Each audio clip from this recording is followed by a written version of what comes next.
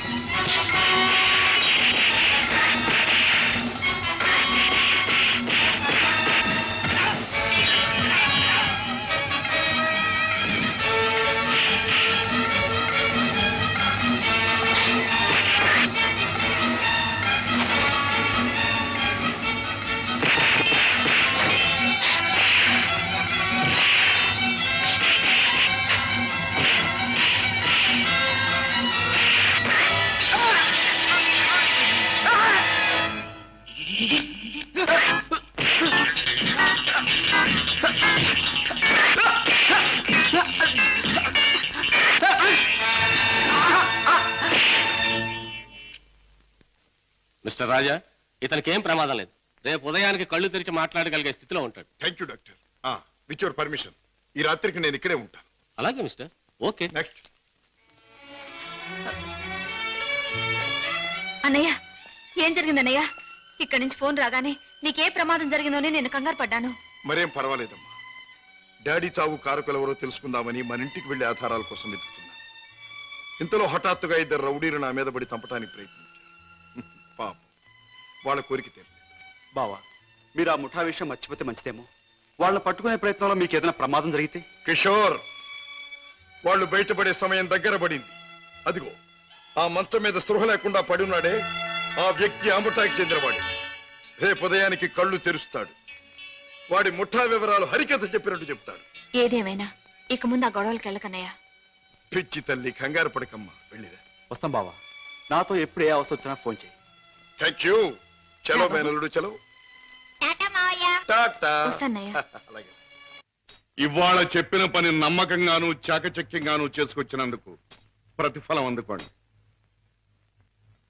Jug, Khan, Johnny. Hello Kishore, నువ్వు కూడా డబ్బు అందుకోవడానికి తగిన వార్తలు ఏమైనా పట్టుకొచ్చావా? నేను చెప్పే కబురు ఎంత విలువైనదో నువ్వే నిర్ణయించుకో బాస్.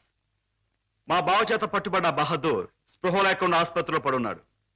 రేపు వాడికి స్పృహ రాగానే బలవంతాన వాడి చేత మన రహస్యం అంతా రాబట్టుకోవాలనుకుంటున్నాడు మా బావ. గుడ్ గుడ్, చాలా ముఖ్యమైన వార్త తెచ్చా. అందుకో ఈ డబ్బు.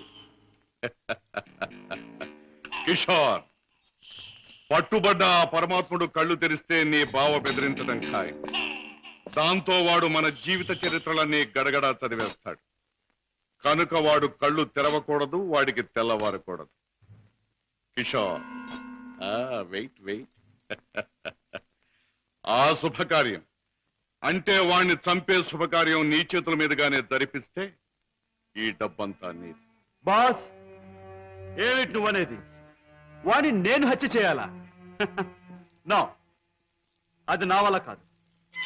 బాస్, నా గురించి నీకు బాగా తెలుసు.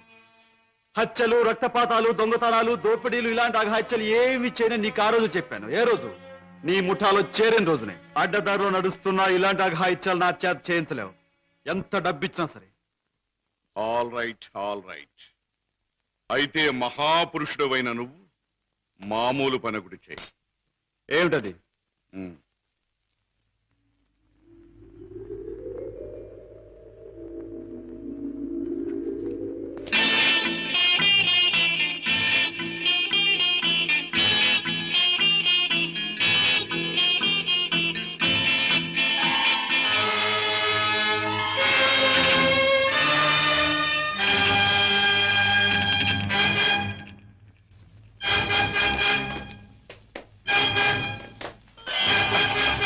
ఓ, సారీ ఫాదర్.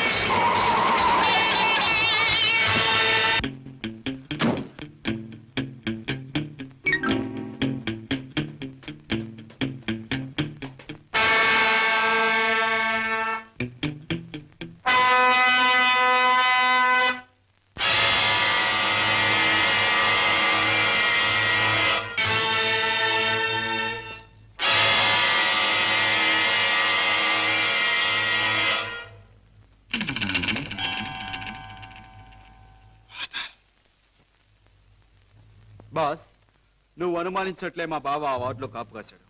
నన్ను చూసి వెంటపడ్డాడు. నేను అతను ఆసుపత్రి నుంచి బయటకు వచ్చేలా చేశాను కనుక మన జాని తన పని తేలిగ్గా ముగించుకుండొచ్చు. బాస్, ఏమాత్రం తేడా లేకుండా పని జరిపేశాను. వాడి ప్రాణాలు తీసేశాను. Very good, very good. చేసిన పనికి అందుకోండి బహుమానం. కిషోర్, జానీ చేసిన పని కూడా నువ్వే చేసుంటే ఇది కూడా నీదే అయ్యుండే. జానీ, బై కిషోర్, నీ వెంట తాచుపాములా తరుముకొచ్చిన మీ బావ నీ ముఖ సౌందర్యాన్ని చూడలేదు కదా? లేదు, అతను నన్ను ఏమాత్రం గుర్తించలేదు. Very good. ఇక మనల్ని గురించి అనుమానించడానికి మీ బావకు ఏ ఆధారమూ లేదు. ఈ సందర్భంగా మనకి దొరికిన ఆధారాలు రెండు. ఒకటి కర్చీఫ్. దానివల్ల ప్రయోజనం ఏముంది బాబు? ముక్కు ముది తుడుచుకోవడం తప్ప. బాబాయ్, కాస్త బుద్ధి ఉపయోగించి చూడు. కారులో కర్చీఫ్ దొరికింది అంటే ఇది ఆ కార్ డ్రైవ్ చేసిన వాడిదే అయి ఉండాలి. దీని మీద కే అనే అక్షరం ఉంది అంటే వాడి పేరు కూడా కే అనే అక్షరంతోనే ప్రారంభం అవుతూ ఉండాలి. సరే, రెండో ఆధారం ఏమిటి? ఆ కారు బ్లూ స్టార్ క్లబ్ దగ్గర ఆగింది అంటే ఆ క్లబ్ కి ఆ ముఠాకి ఏదో సంబంధం ఉండి ఉండాలి. ఇవాళ సాయంకాలం క్లబ్ లో నువ్వు ఈ గిటార్ వాయిస్తున్నావు. ప్రత్యేకంగా దీన్నే ఎందుకు వాయించాలి? ఇదో పరమ పవిత్రమైన గిటార్ అని కాదు. దీనిలో మనం ఒక దొరబాబుకి అందజేయాల్సిన వజ్రాలు ఉన్నాయి. ఇవిగో. గుడ్. దీన్ని ఎలా అందజేయాలి? సింపుల్. ప్రోగ్రాం జరుగుతుండగా మధ్యలో నువ్వు ఆ తీగ తెంపేస్తావు. నీ ముందు కూర్చున్న ఆ దొర టేక్ దిస్ మ్యాన్ అని తన దగ్గర ఉన్న గిటార్ నీకు అందిస్తాడు. నువ్వు థ్యాంక్ యూ వెరీ మచ్ అని దీని వాడికి ఇస్తావు. ప్రోగ్రాం అయిపోయాక నువ్వు టాయిలెట్స్ లోకి వెళితే వాడు డబ్బు పెట్టి నీకు ఇస్తాడు. That's all. Okay? Ladies and gentlemen, మీలో ఎవరైనా సరే మా club top pop singer mister Kishore Kumar తో పాటలోనూ ఆటలోనూ పోటీ చేయవచ్చు. పోటీలో గెలిస్తే ఫ్రీగా మా క్లబ్ లైఫ్ మెంబర్షిప్ సంపాదించవచ్చు. ఎవరైనా పోటీ చేసేవారున్నారా?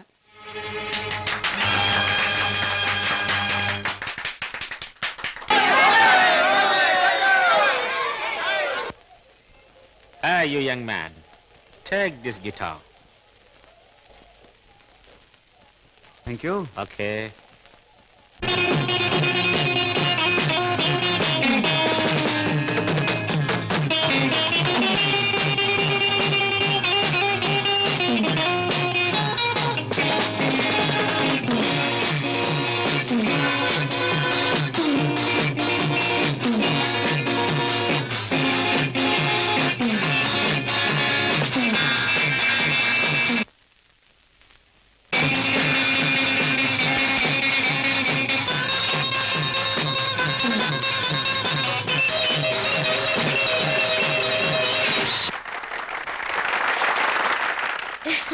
బాబు గారు బాత్రూమ్ నెంబర్ 5లో మార్పిడి జరుగుతుంది.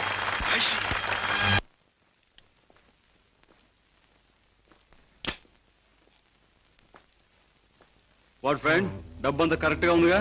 బిజినెస్ లో తేడా ఉన్నది. గిటార్ ద్వారా డైమండ్స్ అందచేయడం చాలా గొప్ప plan. Congratulations. See you again. Kishore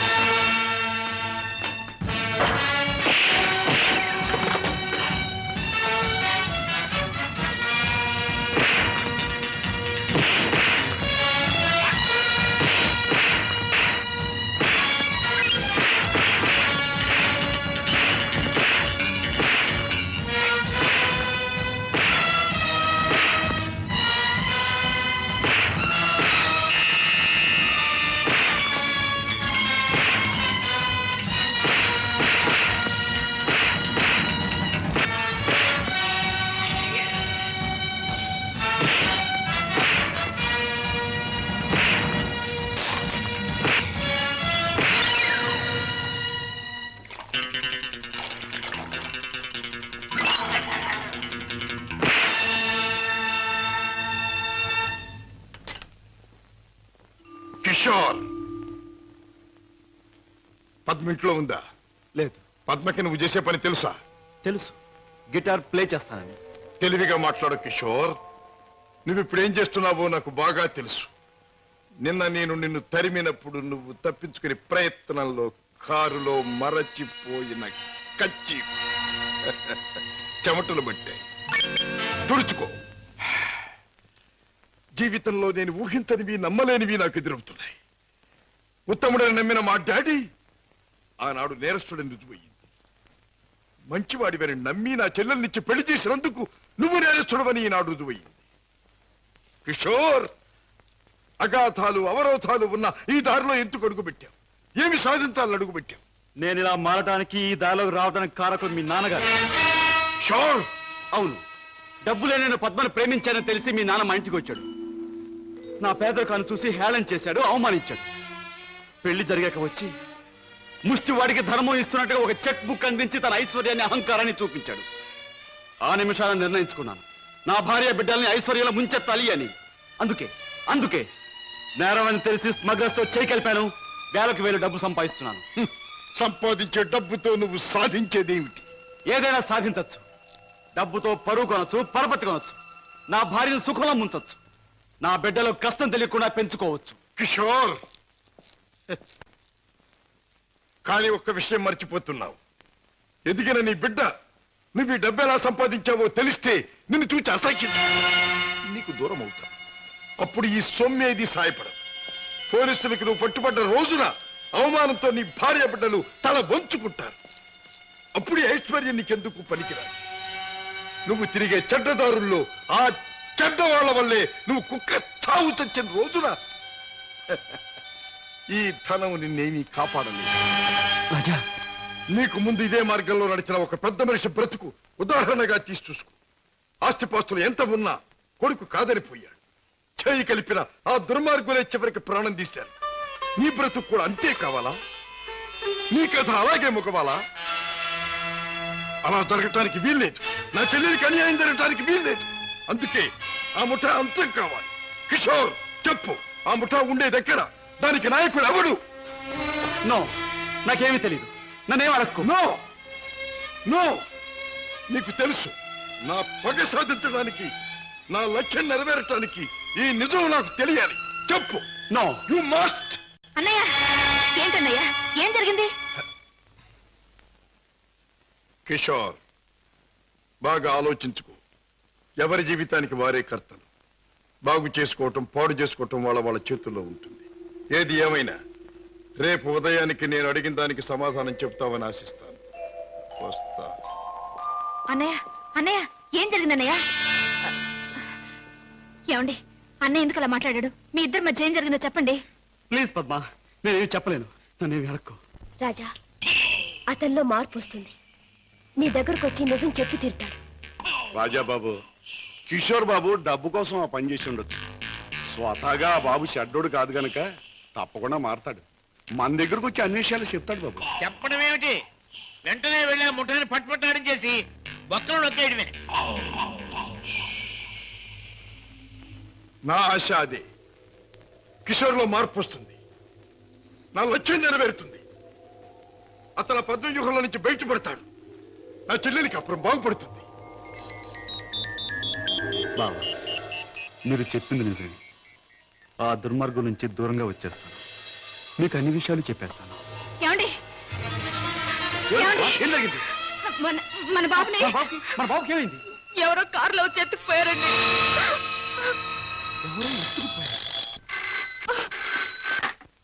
hello, Kishore speaking. నువ్వే మాట్లాడతావని నాకు తెలుసు. మాట్లాడుతున్న నేనెవరో నీకు తెలుసు. మిస్టర్ కిషోర్, నీ ముద్దుల భార్య గారాల బిడ్డ కోసం ఘోరంగా రాగాలు తీస్తున్నది కదా. అంటే మీరేనా మా బాబుని ఎత్తుకుపోయింది అని అడగబోతున్నావు కదూ? అవును, నేనే. ఒరే రాక్షసురా, నా బాబుని ఏమైనా చేసావంటే? ఇంకా చేయలేదు, చేద్దామని అనుకుంటున్నాను. Wish me best of luck. ఏమండి ఎవరండి? బాబుని ఎత్తుకుపోయిన వాళ్ళేనా? వాళ్ళేం కావాలంటున్నారు? ఏది అడిగినా ఇచ్చేద్దాం. డబ్బు, నగలు, ఇల్లు, ఆఖరికి మన ప్రాణాలైనా ఇచ్చేద్దామండి. పద్మ, నా ప్రాణాలు తెగించిన బాబుని తెస్తాను.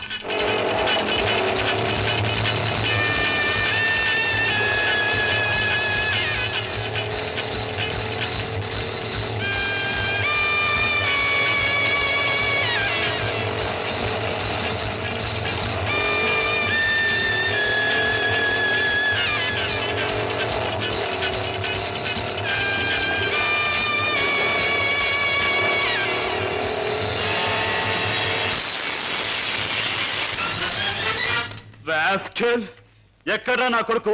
ఎక్కడా? మర్యాదగా నా కొడుకు నాకు అప్పగించు, లేదా ఏనాడు చేయకూడదనుకున్న ఘోరం ఈనాడు చేస్తాను.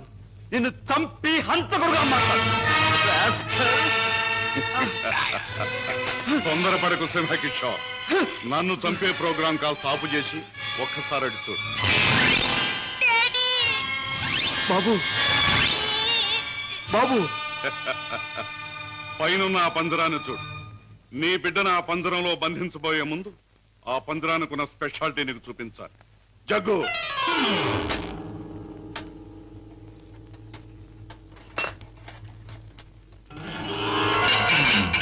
ఆ పంజరంలో బొమ్మ ఉన్న బిడ్డ ఉన్న ఈ స్విచ్ నొక్కితే చాలు.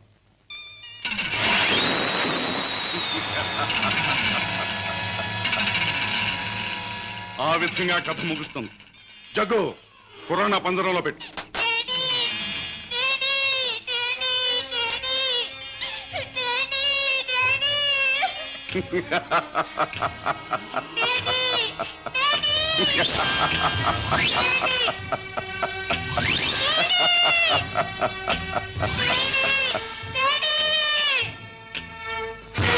కిషోర్, నువ్వు అక్కడికి వెళ్ళలోగా నేను ఇక్కడ స్విచ్ నొక్కేస్తాను.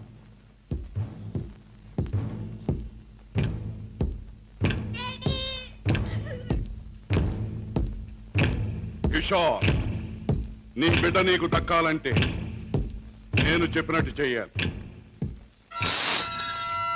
ఆ కత్తి తీసుకువెళ్ళి నీ బావరాజాను హత్య చేసి రావాలి. అవును, నీ కొడుకును నువ్వు బ్రతికించుకోవాలంటే నీ బావను చంపి తీరాలి.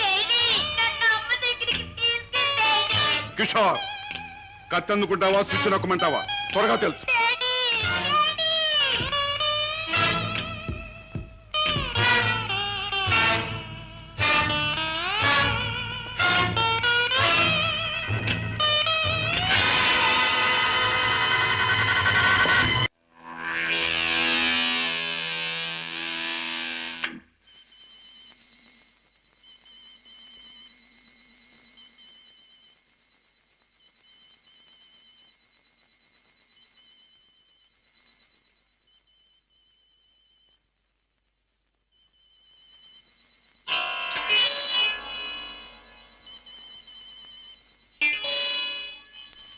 కిషోర్, నీ కొడుకును నువ్వు బ్రతికించుకోవాలంటే నీ బావను చంపి తీరాలి.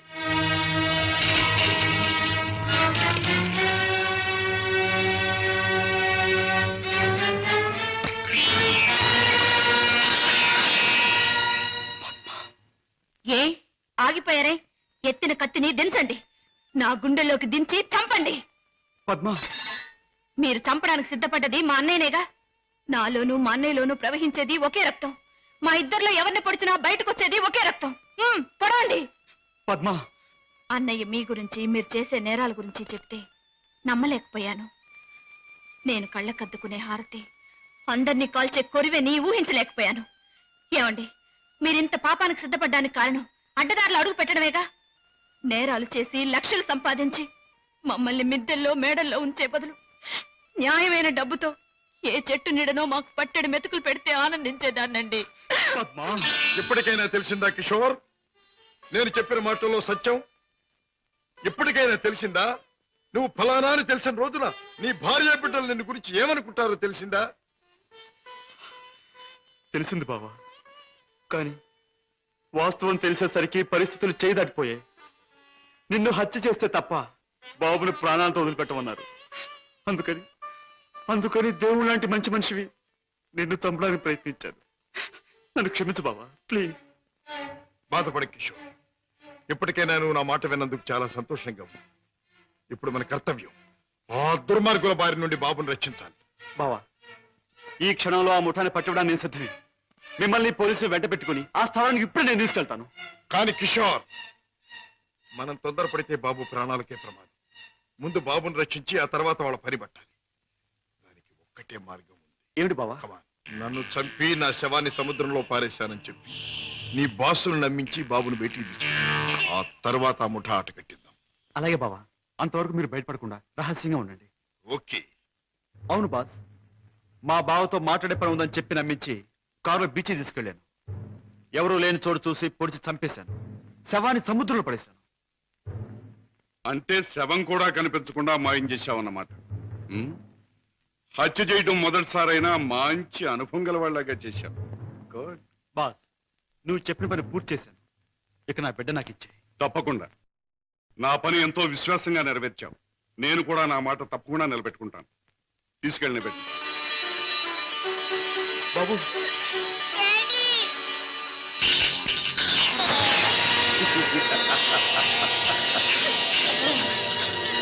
ఏమిటి పద్మ, కిషోర్ ఇంకా ఇంటికి రాలేదా? అవునన్నయ్య, ఆయన ఇంతవరకు ఇంటికి రాలేదు. బాబు సంగతి ఏమైందో తెలియలేదు.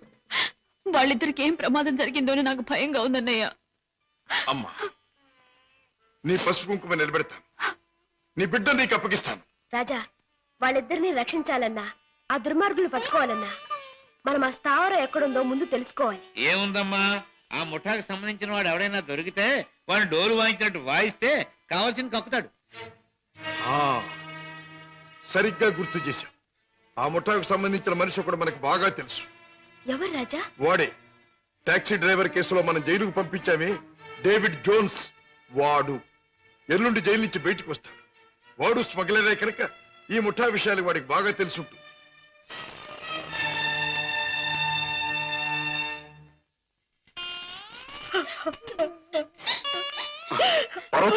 బాబు, ఏం జరిగింది? నువ్వు చేసిన పనికి నీకే 6 మాసాల లోపల కూర్చున్నావు. ఇరుగు పొరుగు కాకులు గద్దల్లో పొడుస్తుంటే, పిల్లల ఆకలిని ఏడుస్తుంటే నా చావు నేను చచ్చాను. ఆ మహారాజు కనుక దయతో మమ్మల్ని ఆదరించకపోతే ఈ పాటికి నేను పిల్లలు ఏ కిరసనాలో పోసుకుని ఒళ్ళు కాల్చుకు చచ్చేవాళ్ళం. ఏ మహారాజు? జోన్స్. బాబు, బాబు, నన్ను పోలీసులకు అప్పగించి మా వాళ్ళని మీరు ఆదుకున్నారా బాబు? వీళ్ళేమైపోతారోనని జైల్లో యమయాత్ర పడ్డారు బాబు. ఇక మీదటి నుంచి అటువంటి పెదవ పనులు చెయ్యను బాబు. లే జోన్స్, పాములతో చెలగట్టలాడేవాణ్ణి ఎప్పుడూ ఆ పాములే కాటేసి చంపుతాయి. మనసు మార్చుకొని మంచివాడైన మా నాన్నగారిని కూడా ఆ దుర్మార్గులే చంపారు. ఎవరు బాబు? ఎవరు?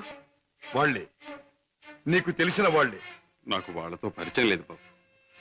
కానీ ప్రతి నెల 1వ తారీఖున ఎవడో ఒక స్మగ్లర్ వ్యాన్లో దొంగ సరుకు తీసుకుని ఊరి చివరి బారికి వస్తాడు. అతను కోటికి 2 గులాబీలు ఉంటాయి. ఈ ముఠా వాళ్ళు అతన్ని బాస్ దగ్గర తీసుకెళ్ళడానికి 1 గులాబీతో వస్తారు. ఆ పువ్వుల్ని బట్టి ఒకరినొకరు గుర్తిస్తారు. Come in sir.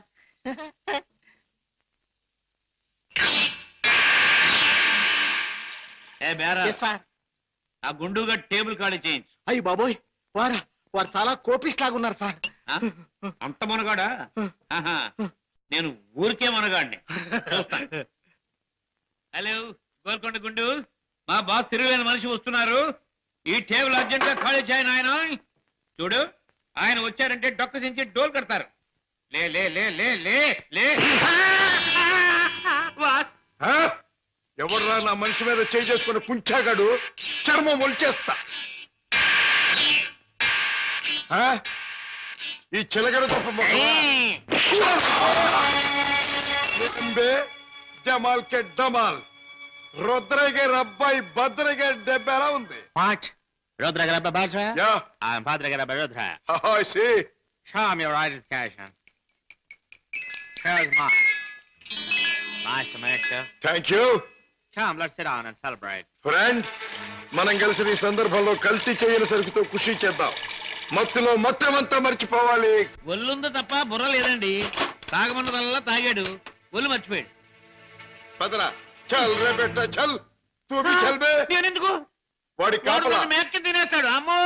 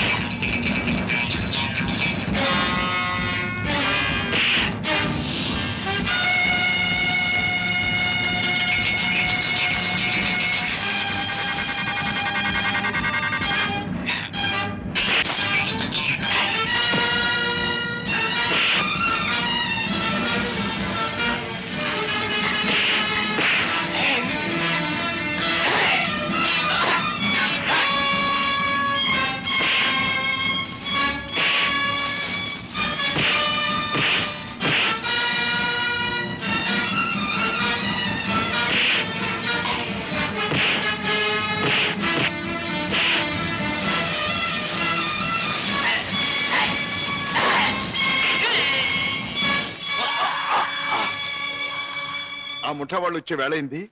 వాళ్ళ పని నేను చూస్తాను, వీడి పని నువ్వు చూడు.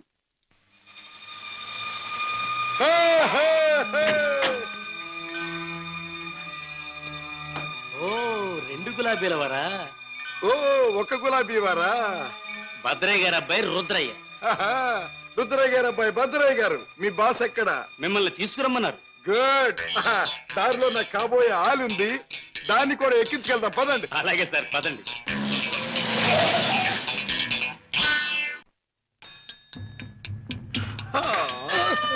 ఎట్టా గాది కింద పంది కుక్కులాగా మీ బాసు దేశాన్ని బాగా దోషినట్టు ఉంటాడు. మా గొప్ప రహస్య స్థావరం కట్టిండు. బాసుని గురించి కొంచెం మర్యాదగా మాట్లాడండి. రుద్రయ్య గారి అబ్బాయి భద్రయ్య ముందు మంచి చెట్లు మాట్లాడకపోయి కొంచెం వాయించేయగలను. ఎలాగ మావా? చూపించవా చూపించవా? ఎలాగో చూపించమంటే ఒకటే రచ్చే, వంచడం అంటే ఇలాగే, వాంచడం అంటే పదవే నా కత్తులు రత్తి. ఆ బాస్ గాడు వచ్చేదాకా కుర్చీలో కూర్చుదా పద. అది మా బాస్ కూర్చునే చోటు. అక్కడ కూర్చుని ఆయన అవమానం చేయకూడదు. రుద్రయ్య గారి అబ్బాయి భద్రయ్య ముందు అది చేయకూడదు, ఇది చేయకూడదు అని కుయ్యకమే కుయ్యా, కాళ్ళు కిళ్ళు జారిపోగలవు. ఎలాగ మావా? చూపించవా చూపించవా? చూపించమంటే ఒకటే రత్తే, కాళ్ళు అరే డోంగిరే, ఇదిగో బే, రుద్రయ్య గారి అబ్బాయి భద్రయ్య వజ్రాలు ఇచ్చాడని మీ బాస్ కి ఇవే. ఏమిటి జగ్గు నువ్వు అనేది? మన వాళ్ళు తీసుకొచ్చిన భద్రయ్య వజ్రాల స్పెషలిస్ట్. అవును బాస్, మనకున్న ఒకే ఒక వజ్రాల స్పెషలిస్ట్ శశిభూషణ్ రావు చనిపోయాడు గనక ఆ భద్రయ్య మన ముఠాకి ముఖ్యంగా అవసరం. అంతేకాదు, ఆ భద్రయ్య దారిలో వచ్చేటప్పుడు బంగారం లాంటి పిల్లని తీసుకొచ్చాడు బాస్. అలాగా, పద వెళ్దాం.